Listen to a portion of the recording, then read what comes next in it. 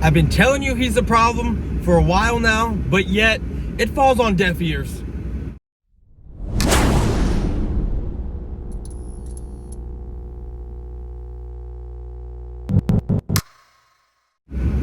What's going on YouTube? It's your main man Boys for Life coming at you with another video.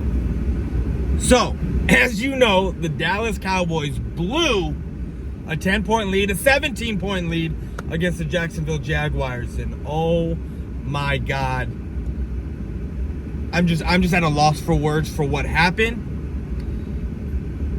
This game, you can blame, I wouldn't say everyone. I'm not putting it on Dan Quinn. I'm not putting it on the defense, because when you look at it, Calvin Joseph was the problem.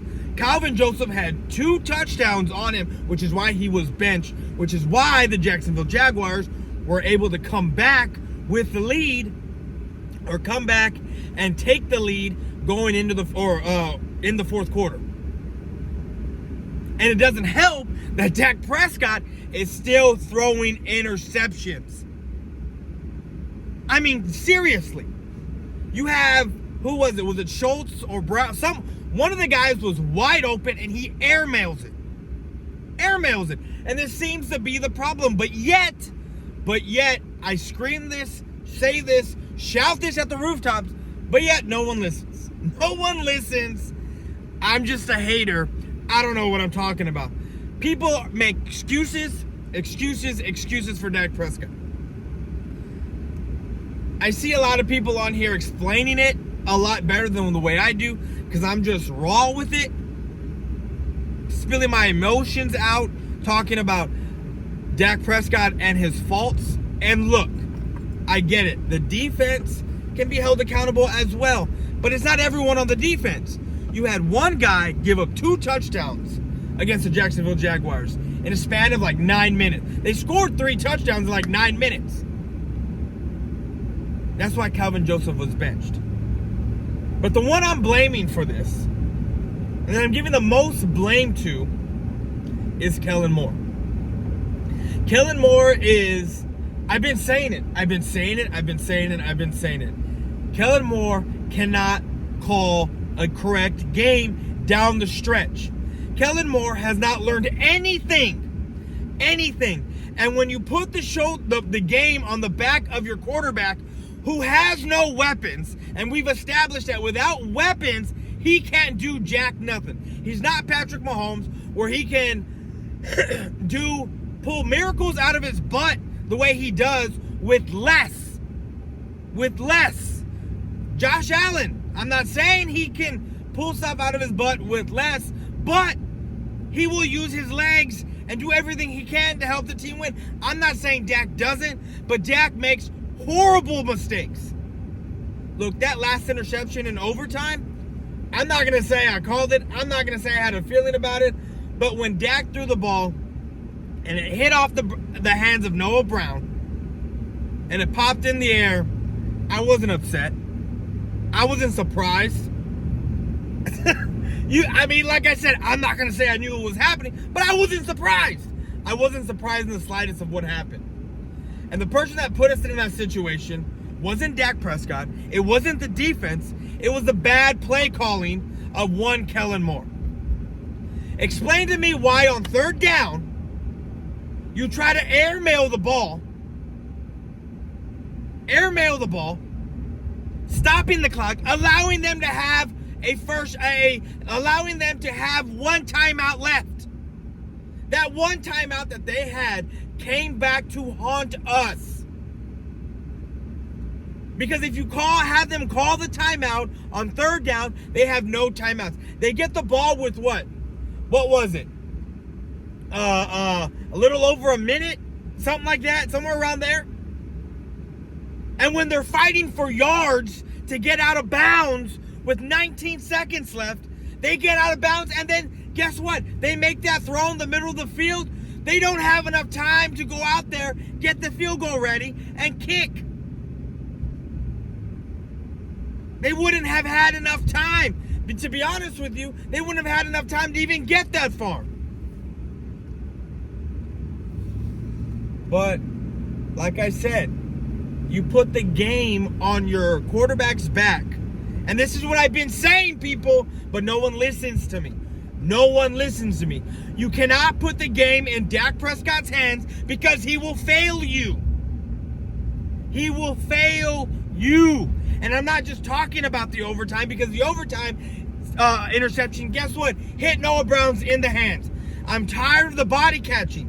Tired of it. Use your hands. I don't understand. This is why it's imperative you get T.Y. Hilton out there. This is why it's imperative you go out and get an OBJ. Someone who can catch.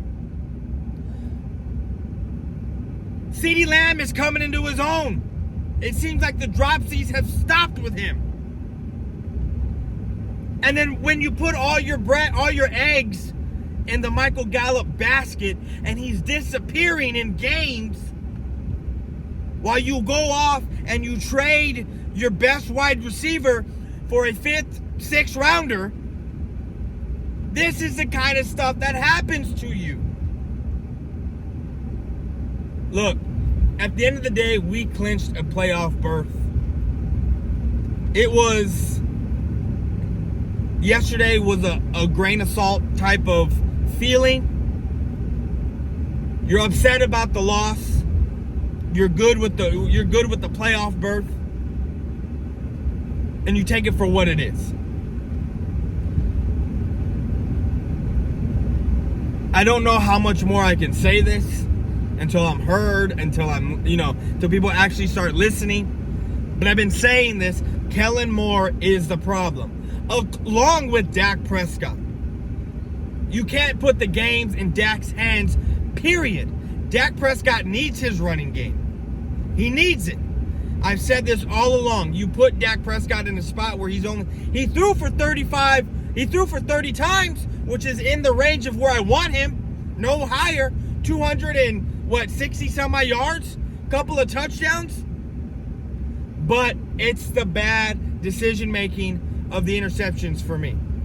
That's what it is. And I'm not talking about the overtime, because that wasn't on him. Noah Brown should have caught that. It's all the other ones throughout the season that when he's making bad throws doesn't need to happen. That wasn't the only bad throw. There was another one where it was, I want to know if it was to Dalton Schultz or maybe it was to Noah Brown, where it was an incomplete pass, but it was just airmailed.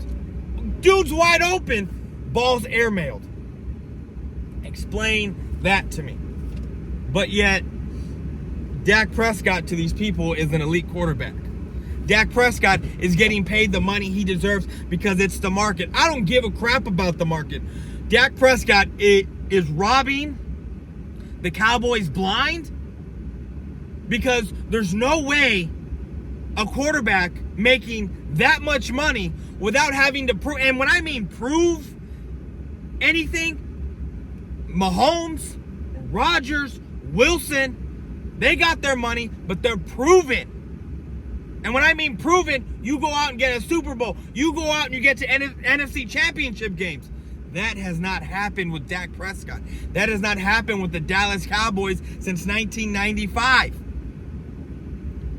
And I say this, it hasn't happened with Dak Prescott, and people are going to sit here and say, oh, well, they haven't reached a championship game since 95. Is it all Dak's fault? I'm talking about no quarterback, aside from Romo, has been paid the way Dak was. I don't even think Romo was paid that much, because that wasn't the market then. This is the market now.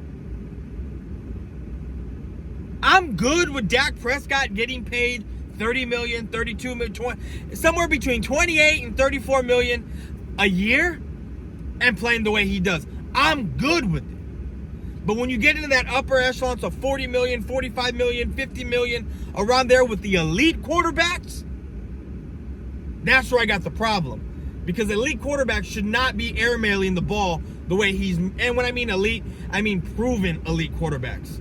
Super Bowl wins, NFC Championship games, AFC Championship games. Dak Prescott isn't on that level yet. He's right below it. He's on the cusp if he can get to one of those games, but he's not there right now. But it is what it is. We're on to the Eagles. I will have a video out about the Eagles. A lot going on right now, and it's only Monday.